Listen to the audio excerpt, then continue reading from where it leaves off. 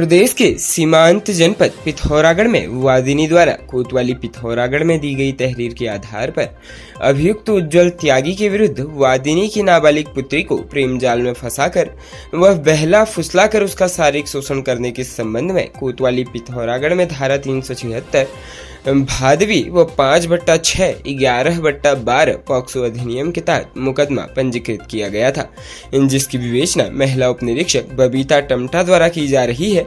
उक्त प्रकरण को गंभीरता से लेते हुए पिथौरागढ़ के पुलिस अधीक्षक लोकेश्वर सिंह के आदेश पर अभियुक्त की गिरफ्तारी हेतु पुलिस टीम गठित की गई, जिस पर प्रभारी निरीक्षक कोतवाली पिथौरागढ़ चंचल शर्मा के नेतृत्व में उप निरीक्षक बबीता टमटा व पुलिस टीम द्वारा सर्विलांस सेल की मदद से नामजद अभियुक्त उज्जवल त्यागी के फोन की लोकेशन ट्रेस करते हुए दिनांक 26/8/2023 को अभियुक्त उज्जवल त्यागी पुत्र राकेश त्यागी निवासी ग्राम चुड़ियाला मोहनपुर थाना भगवानपुर जिला हरिद्वार उम्र 19 वर्ष को उसके घर पर दबिश देकर गिरफ्तार कर कोतवाली पिथौरागढ़ लाया गया।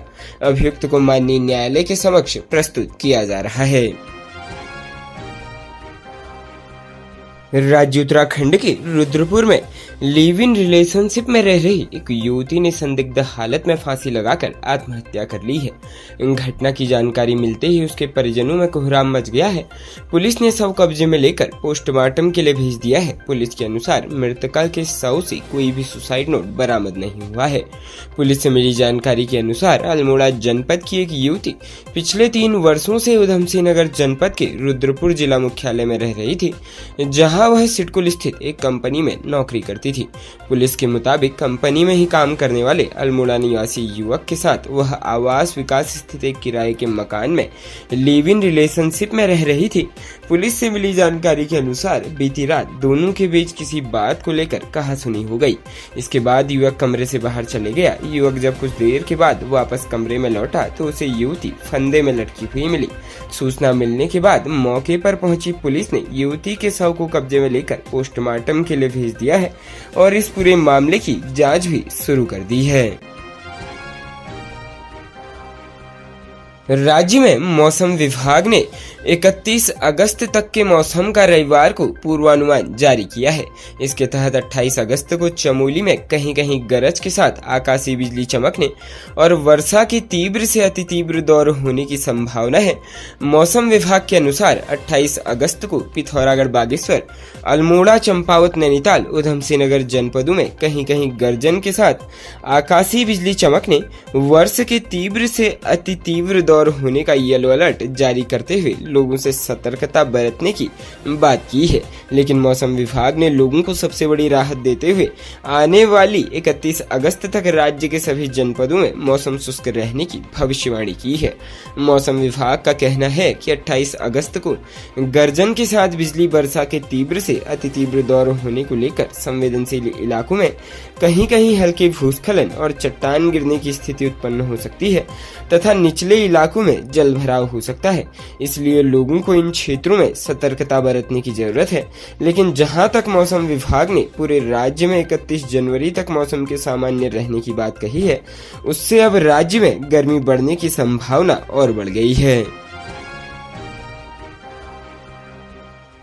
प्रदेश के टिहरी गढ़वाल में प्रतापनगर ब्लॉक के भदूरा पट्टी के भरपूरिया गांव में गुलदार ने एक 3 साल के मासूम बच्चे को मौत के घाट उतार दिया। मासूम परिवार का इकलौता चिराग था।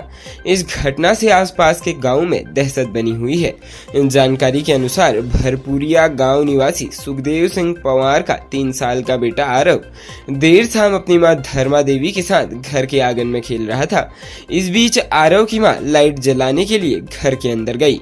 इतनी देर में गुलदार ने 3 साल के मासूम बच्चे को आंगन से उठाकर खेतों में पटक डाला।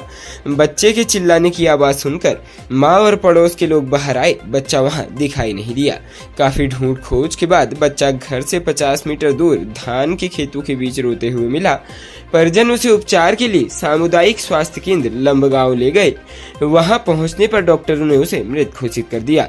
वन रेंज अधिकारी मुकेश डिमरी, थाना अध्यक्ष महिपाल सिंह रावत ने ने बताया कि देर शाम भरपूरिया गांव से गुलदार के हमले की सूचना मिली थी। टीम घटनास्थल के लिए रवाना हो रही थी कि परिजन घायल अवस्था में बच्चे को उपचार के लिए लमगांव अस्पताल लाए, जहां डॉक्टर ने उन्हें मृत घोषित कर दिया। बच्चे की गर्दन पर कई घाव थे। राज्य उत्तराखंड के हल्द्वानी कोतवाली के काठगोदाम थाना क्षेत्र में एक व्यक्ति ने अपने 3 कपूतों के खिलाफ पुलिस में तहरीर दी है। बेबस पिता ने आरोप लगाया है कि इसके तीनों बेटे उससे मारपीट करते हैं। इस पर काठगोदाम थाना पुलिस ने तीनों आरोपी पुत्रों के खिलाफ पिता की तहरीर पर अभियोग दर्ज कर लिया है। पुलिस से प्राप्त जानकारी के अनुसार बद्रीपुरा काठगोदाम निवासी प्रेम सिंह ने पुलिस को दी तहरीर में कहा है कि उनके 3 बेटे हैं। उनके नाम तिलक सिंह उर्फ डैनी, हेमंत सिंह उर्फ मोनू और राहुल सिंह उर्फ सन्नी है। ये तीनों आए दिन उनके साथ मारपीट करते हैं। यह भी आशंका जताई है कि वह मकान में कब्जे की नीयत से उन्हें कभी भी मार सकते हैं, लिहाजा उन्होंने पुलिस से सुरक्षा दिलाने की गुहार लगाई है। इस मामले में काठगोदाम के थाना प्रभारी प्रमोद पाठक ने बताया, मामले में अभियोग दर्ज, जांच शुरू कर दी गई है।